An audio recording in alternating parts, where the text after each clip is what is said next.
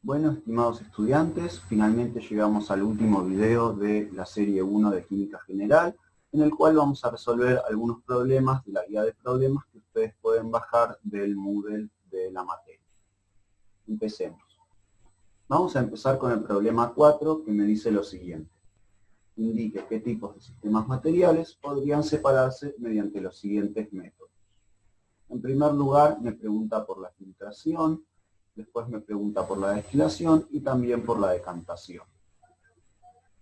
La filtración, si se acuerdan, era básicamente lo que hacíamos al preparar un café de filtro y es un método que sirve para separar mezclas heterogéneas de un sólido y un líquido. Entonces armo un equipo como este o similar en el cual pongo un papel de filtro en un embudo y hago pasar el sistema que quiero separar a través de ese papel. Entonces, el sólido me va a quedar retenido en el filtro y el líquido va a pasar al recipiente, digamos, va a pasar y lo puedo recolectar en un recipiente aparte. En cuanto a la destilación que vimos era la destilación simple, que se usaba para separar mezclas homogéneas, es decir, soluciones líquidas, de un soluto no volátil, es decir, que lo que estaba disuelto en la mezcla era muy difícil de hacerlo evaporar, y un líquido que sí es volátil o es relativamente volátil, como por ejemplo una mezcla de sal y agua. Entonces, lo que yo podía hacer era, si quería solo la sal, directamente podía evaporar el agua y me quedaba con la sal en el recipiente, que como es no volátil, no se va a evaporar y va a quedar el sólido directamente. Si además quería también el agua, lo que tenía que hacer era armar este aparato que ven acá, en el cual el vapor pasa a este tubo que se llama condensador, y en realidad este tubo consta de dos tubos, es un tubo dentro de otro. Por el tubo interior circula el vapor y por el tubo externo circula agua de la canilla a temperatura ambiente. Entonces, cuando el vapor viene acá a 100 grados centígrados y choca con las paredes a 25 grados más o menos del tubo externo, porque circula agua más o menos a esa temperatura, el vapor de agua lo que hace es condensarse y lo puedo recolectar como agua líquida en este recipiente. Entonces me queda en este balón la sal y en este balón el solvente, el agua líquida. Y finalmente me preguntan por la decantación. ¿Se acuerdan que la decantación servía para separar muestras líquidas heterogéneas, como por ejemplo una mezcla de aceite y agua? Lo que hacía era colocar la mezcla en este recipiente particular que se llama ampolla de decantación, que tiene como una canillita abajo que se llama robinete. Entonces, cuando está cerrada la canillita, yo tengo toda la mezcla ahí, y una vez que se separaron, que tengo bien separadas las dos fases, lo que hago es abrir el robinete y recolectar la fase más densa en un recipiente nuevo, y me queda en la ampolla de decantación la fase menos densa. En el punto B me dice, indique cómo separaría los siguientes sistemas en sus componentes. En primer lugar, me pregunta por arena-agua. Estamos claramente en este caso, es decir, un sólido en agua, pero formando un sistema heterogéneo. Entonces yo lo que haría es una filtración y me quedaría, digamos, el agua en el recipiente de abajo y la arena retenida en el filtro. Después me pregunta por el sistema hierro-arena, que se acuerdan que habíamos visto un método particular para el caso en que una de las sustancias era magnética. Yo podía con un imán atraer esa sustancia magnética al imán, y la sustancia que no era magnética, en este dibujo es harina, pero la arena podría ser también, quedaba pura. Entonces quedaba en el imán el hierro adherido y la arena o la harina o lo que sea separado del hierro en forma pura. Después me preguntan en el punto 3 por una solución de sal en agua. Bueno, ya lo discutimos, sería el caso de la destilación simple. Y finalmente el 4, que es una solución de alcohol de quemar en agua, para el cual se usa una destilación especial que no les mencioné y que les voy a contar ahora. Se llama destilación fraccionada y es un procedimiento que se usa para separar mezclas homogéneas, pero que están compuestas por dos líquidos que tengan puntos de ebullición diferentes. Entonces lo que se hace es, en el balón, se pone la mezcla y se calienta. Supónganse que acá tengo mi mezcla de alcohol de quemar y de agua. El agua, como sabemos, ebulle a 100 grados centígrados y el alcohol de quemar estará por los 80, la verdad que ahora no lo sé, pero más o menos por ahí. Entonces, cuando yo caliento, los vapores van a pasar por esta columna que tiene un montón de bandejas. Y lo que ocurre es que más cerca de la base de la columna la temperatura es mayor y más cerca de la parte, digamos, de la cabeza o la parte superior de la columna la temperatura es menor. Entonces, acá pónganle que la temperatura es 100 grados y entonces tanto el agua como el alcohol están como vapor. Pero acá la temperatura bajó, qué sé yo, a 90 grados, lo que va a pasar es que el agua va a condensar y va a caer, y el alcohol va a pasar como vapor porque dijimos que había 80 grados y acá estoy a 90. Entonces, lo que puedo hacer es recolectar el alcohol y una vez que observo que en este termómetro la temperatura aumenta a 100 grados, ya voy a saber que ahí está pasando toda el agua, solo agua, y cambio el recipiente y obtuve ambos compuestos por separado. Esto es un procedimiento que se usa mucho en la industria química, por ejemplo, para separar el petróleo. Como les mencioné anteriormente, el petróleo es una mezcla muy compleja de muchas sustancias. Entonces se usa una torre de destilación y se obtienen a distintas temperaturas los compuestos más pesados en la base de la columna a temperaturas elevadas, y a temperaturas menores se obtienen los compuestos más volátiles, como por ejemplo los gases en la parte de arriba de la columna, las naftas, el queroseno, el diésel, los aceites lubricantes y aceites pesados, asfalto, etc. Es muy usado y seguro les va a interesar mucho a los que estudian ingeniería química, que seguramente lo van a ver un montón más adelante. Pasemos ahora al problema 5. El problema 5 me dice lo siguiente. El siguiente es un esquema que representa al átomo de helio. Indique A, el número de protones, neutrones y electrones del helio. En el punto B me pregunta por el número másico y el número atómico. Y finalmente en el punto C me pide que escriba el símbolo del helio, de modo que incluya los valores de A y de Z. Si se acuerdan, el átomo estaba formado por un núcleo en la parte central y electrones que estaban distribuidos alrededor de ese núcleo. Además, el núcleo estaba formado por partículas con carga positiva, a las que llamamos protones, y neutrones. Y además, los electrones tenían carga negativa, por lo tanto los pongo una E con un menos superior. Entonces, acá el punto A me dice que diga cuántos protones, neutrones y electrones tiene este átomo. Bueno, es bastante trivial con ver el dibujito, ¿no?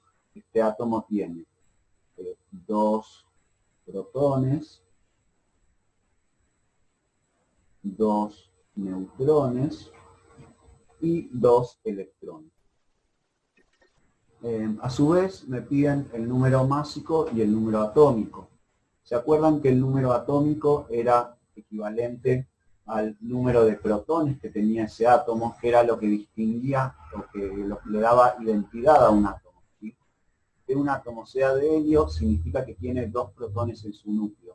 Y que un átomo tenga 2 protones en su núcleo significa que es un átomo de helio. Entonces, el número atómico es 2. Por otra parte, el número másico correspondía a la cantidad de partículas que tenía el núcleo. En este caso 4, tiene 2 protones y 2 neutrones. Por lo tanto voy a decir que A el número másico es igual a 4. Y finalmente, en el punto C, me pide que escriba el símbolo del helio, de manera que incluya los valores de A y de Z. Para eso habíamos visto esta notación. Si yo tenía un elemento X, lo que hacía era poner a la izquierda en superíndice el número másico y a la izquierda en subíndice el número atómico, con lo cual en esta notación yo tendría que escribir para el helio esto que ven acá, el símbolo químico del helio, con un A igual a 4 y un Z, un número atómico igual a 2. Y eso sería la resolución del problema 5. Pasemos ahora al siguiente problema, el número 6, que me pide que complete el siguiente cuadro con la información relativa a cada una de las siguientes especies. En realidad yo lo que hice acá fue lo siguiente, lo cambié un poquito el ejercicio. Estas dos líneas, estas dos filas, están en el ejercicio original. Después acá vienen un montón de, creo que son 4 más, que les da el símbolo en esta notación. Yo lo que hice fue, en vez, para que ustedes tengan para practicar, y de paso para mostrarles otro tipo de problema, agregué estas dos posibilidades. ¿Sí? El que tiene número másico 235 y Z92, y número másico 238 y número de protones 92. Así que bueno, empecemos. Acá, fíjense, tengo esta notación, es un elemento de símbolo químico SI que tiene un número atómico 14 y un número másico 28. Probablemente ustedes todavía no sepan que SI es el símbolo químico que corresponde al silicio, pero no importa, porque lo pueden buscar en la tabla periódica. Fíjense que como el número atómico es 14, en esta tabla periódica en particular, el número atómico está acá, entonces yo voy a tener que buscar un elemento que acá diga 14. Fíjense, 1, 2, 3, 4, 5, 6, 7, hasta 10, 11, 12, 13 y llegué al 14. Y fíjense, tiene el símbolo SI, lo cual es consistente con lo que me dice el ejercicio, y ese elemento se llama silicio. Entonces, el nombre del elemento ya podemos completar. Bueno, el A y el Z ya me los dice directamente la notación esta, ¿sí? A es 28 y Z es 14. Después, el número de protones, recuerden que siempre es igual al Z, entonces ya sé que el número de protones es igual a 14. Otra cosa que sé es que como este átomo no tiene carga, es un átomo neutro. Por lo tanto, el número de protones, que son las cargas positivas, deberá ser igual al número de electrones. Entonces directamente escribo que el número de electrones es igual también a 14. Y finalmente me falta saber el número de neutrones. ¿Sí? ¿Se acuerdan que si el A es la cantidad total de partículas del núcleo y a eso le resto el número de protones, me iba a quedar el número de neutrones, ¿sí? O sea, me queda esto. Los neutrones van a ser igual a el número másico menos el número atómico. En este caso es 28 menos 14. Y eso me da 14. Veamos ahora el segundo renglón. Me da este elemento de símbolo Na y Z igual a 11. Vamos a nuestra tabla periódica y buscamos. A ver, el silicio era 14, el aluminio es 13, acá tenemos el 12 del magnesio y el 11. Llegamos al elemento que buscamos, que es el sodio. Fíjense que el símbolo coincide, ¿sí?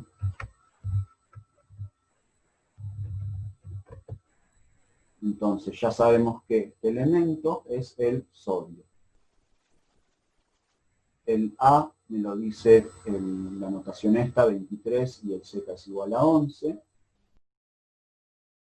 Dijimos que el Z era siempre igual al número de protones. Y también en este caso, como se trata de un átomo neutro, es igual al número de electrones. Entonces nos falta calcular el número de neutrones. En este caso, el número de neutrones va a ser igual a 23 menos 11, y eso me da 12. Recuerden que es muy importante no confundir el número másico con la masa atómica, ¿sí? El número másico es un número entero, 28, 23, y la masa atómica es generalmente, y creo que hasta siempre, un número con decimales, porque es un promedio ponderado o pesado de las distintas masas, de los distintos números másicos de los isótopos que hay en una muestra natural. Entonces, este átomo particular de sodio tiene 12 neutrones. Puede que haya otros que tengan otros números. Veamos ahora estos dos ejemplos que agregué. En este caso, el Z es igual a 92, y en este caso el número de protones es igual a 92. Pero, si se acuerdan, el Z y el número de protones son siempre iguales. Por lo tanto, primero ya puedo completar acá un 92 y acá un 92. Y además puedo decir que estas dos pilas corresponden a un mismo elemento, que ahora vamos a ver cuál es, solo que tienen distinto número másico. Es decir, tienen la misma cantidad de protones, pero distinta cantidad de neutrones. Perdón, acá también puedo agregar un 92 porque nuevamente estamos hablando de átomos que no tienen carga eléctrica, y por lo tanto el número de protones tiene que ser igual al número de electrones. Entonces, que el número de protones sea el mismo o que Z sea el mismo, en ambos casos me está diciendo que se trata del mismo elemento, pero con dos isótopos, pero que son dos isótopos distintos porque tienen número másico diferente. Vamos a nuestra tabla periódica a ver cuál es el elemento número 92. O sea, recuerden, no tienen que seguir de izquierda a derecha, va subiendo el número atómico. Por ejemplo, acá estamos en 57 y acá salta el 72. ¿Por qué? Porque recuerden que de acá, el lantano, salta al bloque este que está como aparte en la tabla periódica, y ahí aparece el 58, crece de a una unidad en cada caso, llega hasta el 71, y después sigue con el 72. Sigue, acá llegamos al 86. Sigue, 87, 88, 89, y de nuevo salta, lo mismo. El actinio salta al bloque extra, que son los actínidos, y fíjense, acá tenemos el 90, el 91 y el 92, y ahí apareció el elemento que nosotros buscábamos. Es el elemento uranio. Entonces podemos poner en nuestra tablita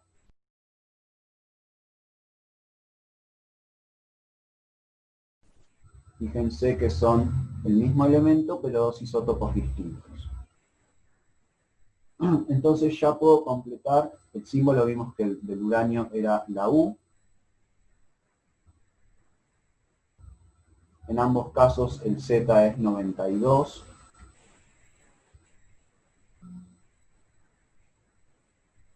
Y lo que varía es el número másico. En este caso es 235 y en este es 238.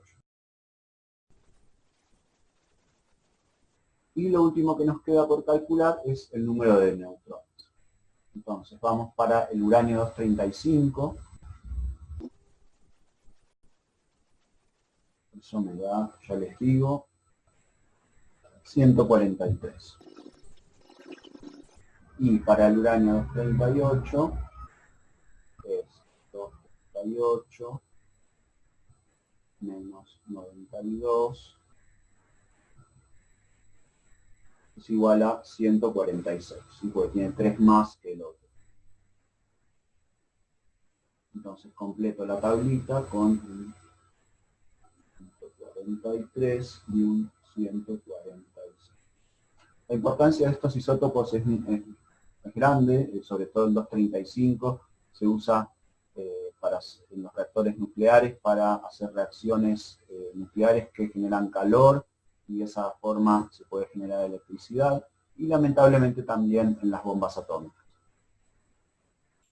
Bueno, pasemos ahora al problema 8, que me dice: los iones se forman a partir de la sustracción o la adición de electrones a un átomo neutro. Esto lo vimos, ¿se acuerdan? Cuando un átomo neutro pierde electrones, se transforma en un catión y adquiere carga positiva, y cuando gana electrones, se transforma en un anión y adquiere carga negativa. Complete la siguiente tabla escribiendo el símbolo del ion y si se trata de un catión o de un anión. Entonces en el ejemplo me dice, por ejemplo, un átomo que tiene 11 protones y 10 electrones. Yo ahí ya estoy sabiendo que tiene 11 cargas positivas y 10 negativas. Por lo tanto, la carga neta va a ser más 1, o sea, una carga positiva, y de ahí sale este símbolo más.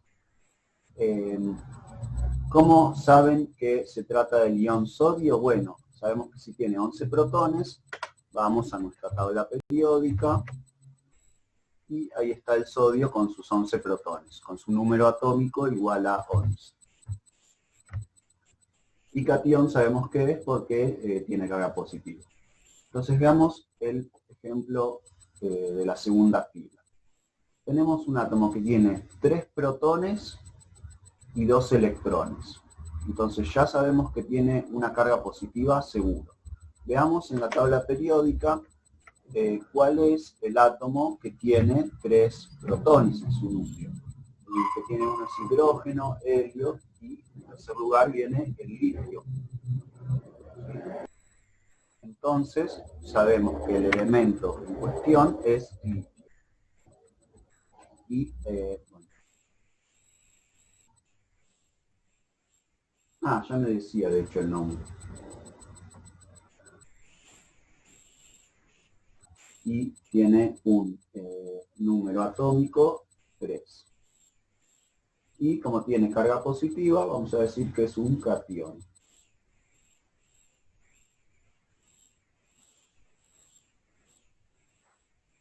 Después me pide el ion fluoruro, que tiene 9 protones y 10 electrones. Corroboremos, para que de paso se vayan familiarizando con la tabla periódica, que un átomo con 9 protones es efectivamente el flúor. Fíjense, está el boro, carbono, nitrógeno, oxígeno, flúor, con 9, número atómico 9, o sea 9 protones. Y sabemos que el símbolo de este elemento es la letra F, entonces tiene un número atómico 9. Ahora me falta ver la carga. Fíjense, tiene 10 electrones, 10 cargas negativas y solo 9 protones, o sea 9 positivas. Por lo tanto le sobra un electrón, y como los electrones son negativos, tienen una carga negativa. Y entonces se trata de un anión.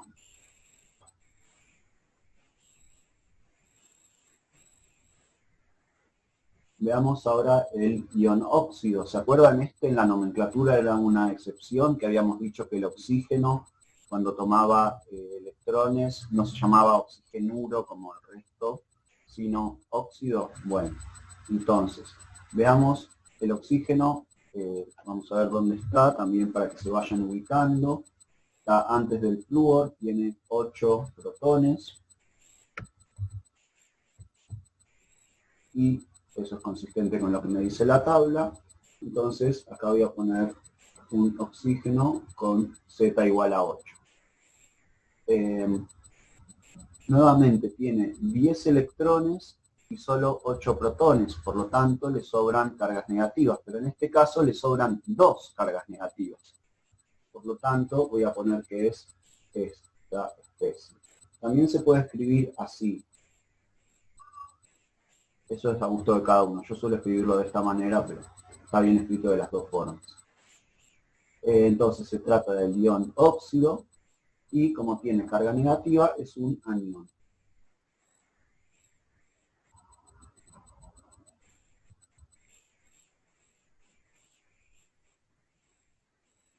Y por último el ion magnesio, para que lo vayan ubicando. El magnesio está en el grupo 2A, que es el de los alcalinoterrios, acá, ¿sí? Y tiene número atómico 12. De nuevo, consistente con lo que me dice la tabla. Fíjense que si acá no me hubieran dado esta columna, pero ya con los protones yo podía saber de qué elemento se trataba. Entonces, el magnesio, vimos recién que tiene el símbolo M mayúscula G minúscula. Este elemento tiene 12 protones, o sea, número atómico 12, y tiene 12 cargas positivas y solo 10 negativas. Le sobran 2 positivas, por lo tanto tiene un 2 más. Y por lo tanto se trata de un catión.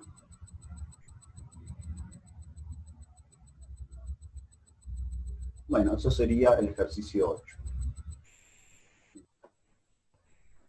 Bueno, pasemos ahora al ejercicio 9, que me dice lo siguiente. Indique el nombre, el número de protones, el número de neutrones y el número de electrones en cada una de las siguientes especies iónicas. Agrupe los aniones por un lado y los cationes por el otro. Entonces, para resolver este ejercicio, yo lo que hice es una tablita que agrupa todas estas cosas que me piden: nombre, número de protones, neutrones, electrones, y si se trata de un catión o un anión. No vamos a hacer todos porque son un montón y está bueno que ustedes tengan también algunos ejercicios para practicar. Vamos a hacer solo estos 4. Entonces, lo primero que podemos hacer es completar esta columna que dice número de protones, porque eso, recuerden que es igual al Z, número atómico. Entonces, ya directamente puedo poner que esto es 19, este es 17, este es 16 y este es 13.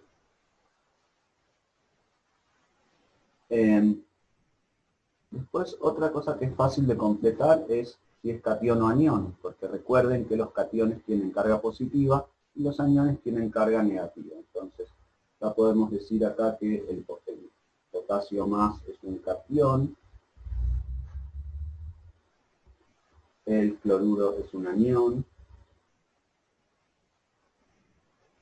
el sulfuro también es un anión, tiene 2 cargas negativas, y el aluminio 3 más es un catión.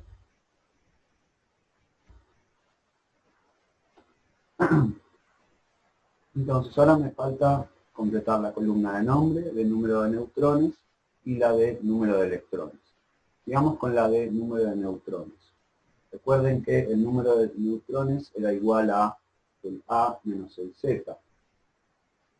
Es decir, por ejemplo, en el caso primero del ítem B, 39 menos 19, y esto me da 20 neutrones. En el caso del ítem me da 35 menos 17, eso me da 18. En el caso del ejercicio G me queda igual a 32 menos 16, es igual a 16. Y para el punto I queda 27 menos 13, lo cual me da 14. Ahora veamos los nombres de estos elementos. Lo que vamos a hacer es ir como siempre a la tabla periódica y buscar estos números atómicos y a ver a qué elementos corresponden. Entonces tenemos el 19, 1, 2, llega hasta el 10, 11, sigue hasta el 18 y llegamos al 19 en el grupo 1A, periodo 4. tenemos al potasio. Entonces, como me pide el nombre de las especies iónicas, no el nombre del elemento, yo no puedo decir directamente potasio, tengo que poner que este es el catión potasio. Y bueno, fíjense que el símbolo coincide, ¿sí? O sea que con que me digan el número atómico o el símbolo, yo tranquilamente podría encontrarlo en la tabla periódica. Están dando información redundante de alguna manera. Veamos el elemento 17. Si este es el 19, el 17 va a estar 2 casillas antes y es el cloro. Nuevamente el símbolo coincide. Y como se trata de un anión, vamos a decir que se trata del anión cloruro. Veamos qué pasa con el ítem G, que tiene 16 protones en el núcleo. Y este era el 17, este 16 va a estar una casilla antes. Y tenemos al elemento azufre. Y como es también un anión, lo tenemos que llamar anión sulfuro. Y finalmente el elemento 13, 16 era el azufre, 15, 14, 13, se trata del elemento aluminio. Y como es un catión, nuevamente es catión aluminio. Bueno, y para finalizar me falta completar el número de electrones. En los ejercicios anteriores que estábamos con átomos neutros, recuerden que siempre el número de electrones era igual al número de protones. Pero ahora no es el caso porque, por ejemplo, este potasio, que tiene 19 protones, en realidad cuando era potasio neutro tenía 19 electrones, pero ahora perdió 1. Entonces voy a tener que restarle a estos 19 un electrón. Entonces me quedan 18 electrones.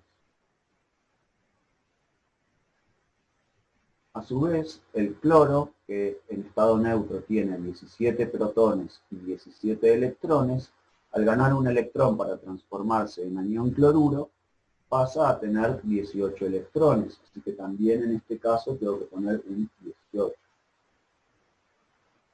Lo mismo el azufre. El azufre neutro tiene 16 protones y 16 electrones. Este sulfuro tiene 2 cargas negativas, por lo tanto significa que a este 16 le tengo que sumar 2 electrones y nuevamente tengo el número 18. Y finalmente el catión aluminio, el aluminio original que era neutro tenía 13 protones y 13 electrones, pero como tiene 3 cargas positivas significa que perdió 3 electrones y por lo tanto a este número yo le tengo que restar 3 y me queda que tiene 10 electrones. Algo que les quiero mencionar, aunque un poco me estoy adelantando a cosas que vamos a ver en el futuro, pero para que lo vayan teniendo en mente, es ¿por qué estos números, 18 y 10? Fíjense una cosa. El grupo 8A, que es el grupo de los gases nobles, tiene a los elementos que tienen 10 electrones en estado neutro y 18 electrones en estado neutro. Es decir, lo que ocurre es siempre que los no metales tienden a ganar electrones para adquirir el número de electrones del gas noble más cercano. En este caso, por ejemplo, el cloro, que tiene 17 electrones, tiende a ganar 1 para transformarse en cloruro y parecerse al argón, con 18 electrones. Y por otra parte, los metales, como por ejemplo el aluminio, tienden a perder electrones, o el potasio, que vimos acá, tienden a perder electrones para parecerse también al gas noble más cercano. Entonces el potasio, que tenía 19 pierde un electrón y pasa a tener 18. Y el aluminio, que tenía 13 pierde 3 electrones y pasa a parecerse al neón. Y con eso queda resuelto el ejercicio 9. Problemas 10 y 11 se los voy a dejar para ustedes, porque son básicamente para que ustedes exploren la tabla periódica y se vayan familiarizando de a poco con ella. Por supuesto, como dijimos en algún video anterior, no se tienen que aprender la tabla periódica de memoria, pero lo que sí está bueno es que la usen y la información les va a ir quedando en la cabeza simplemente con el uso.